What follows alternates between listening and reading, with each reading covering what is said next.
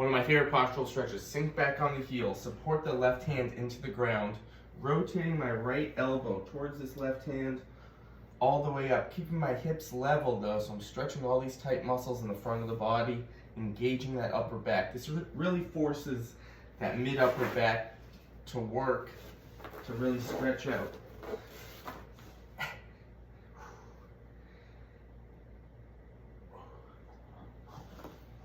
Ten repetitions, switch sides. Good base, right hand drilled in, all the way up.